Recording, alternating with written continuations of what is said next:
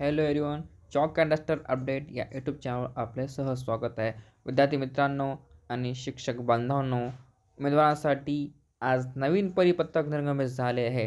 TET 2025च्या अभियोग्यताधारकांकरिता त्या कोणत्या संदर्भात आहे आपण सविस्तर जाणून घेण्याकरिता आपण जर आपल्या चॅनल नवीन असाल तर चॅनल जरूर सबस्क्राईब करून ठेवा नवीन अपडेट पाहण्याकरिता. व्हिडिओ जर आवडला असल्यास तर व्हिडिओला लाईक करा. उमेदवारांसाठी दिनांक 26 डिसेंबर 2025 रोजी सूचना प्रसिद्ध करण्यात आलेली होती.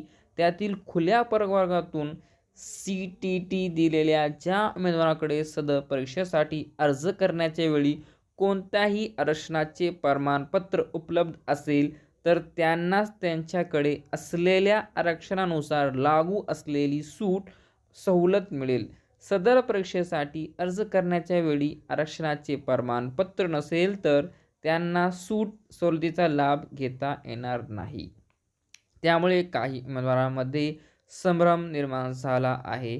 त्याबाबत स्पष्ट करण्यात येते की शिक्षक पात्रता परीक्षा देण्यापूर्वी व परीक्षेच्या वेळी कोणताही आरक्षणाचे प्रमाणपत्र उपलब्ध असेल तर त्यांना त्यांच्याकडे असलेल्या आरक्षणानुसार लागू असलेली गुणांची म्हणजे सवलत मिळेल याची उमेदवारांनी नोंद घ्यावी.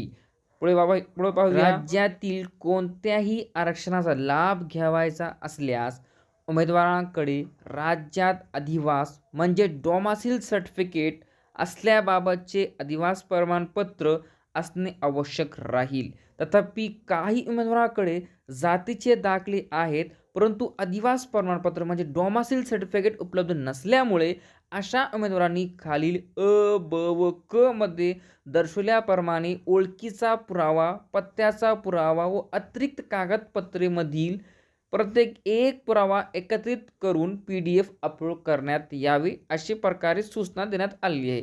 पुढे पाहूया कोणते पुरावे आहेत.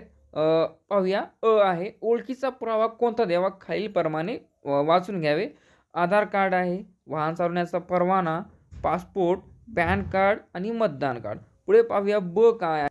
पत्त्याचा पुरावा, टेलिफोन, गॅस, वीज देयक, मालमत्ता कर इत्यादी उपयुक्त बिले, बँक पासबुक, रेशन कार्ड, भाडे करार. क आहे अतिरिक्त कागदपत्रे, महाराष्ट्र राज्यात जन्म झाल्याबाबतचे जन्म प्रमाणपत्र म्हणजे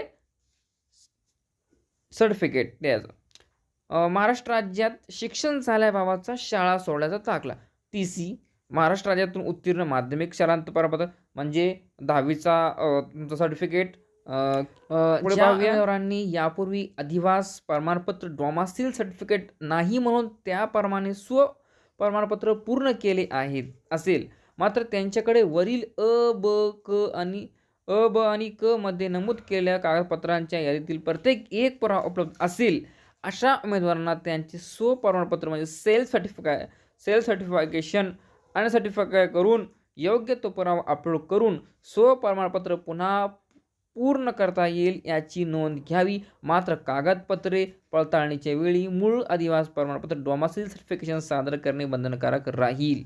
पुढे पाहूया.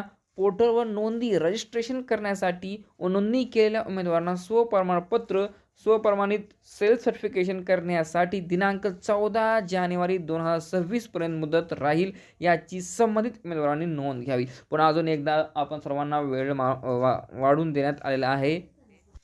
जे उमेदवाराकडे डोमासिल सर्टिफिकेट होते किंवा नव्हते किंवा त्यांच्याकडे जे पुरावे वरी सूचनामध्ये देण्यात आलेले आहेत ते पुरावे अपलोड करून पुन्हा प्रमाणपत्र करावे, सेल्फ सर्टिफिकेशन करावे, अनसर्टिफाईड करावे, त्यानंतर सेल्फ सर्टिफिकेशन करावे. अशा प्रकारे ज्यांचे राहिले आहेत त्यांनी सविस्तर ही माहिती जाणून घेण्यात यावी आणि जे सांगितण्यात आला आहे, जे आजचे परिपत्रक आहे ते सविस्तर वाचून घ्यावे आणि त्यानंतरच कशा प्रकारे तुम्हाला काय करावे सांगितलेलं आहे, काय करण्यास सांगितलं आहे ते सविस्तर जाणून घ्या आणि त्यानंतरच आपण सगळं डॉक्युमेंट व्हेरिफिकेशन त्यावेळी ज्या डॉक्युमेंट आपल्याकडे आहे सध्या ते तुम्हाला डॉक्युमेंट व्हेरिफिकेशनकरिता लागणार आहेत आणि तेच डॉक्युमेंट आपण अपलोड करावेत.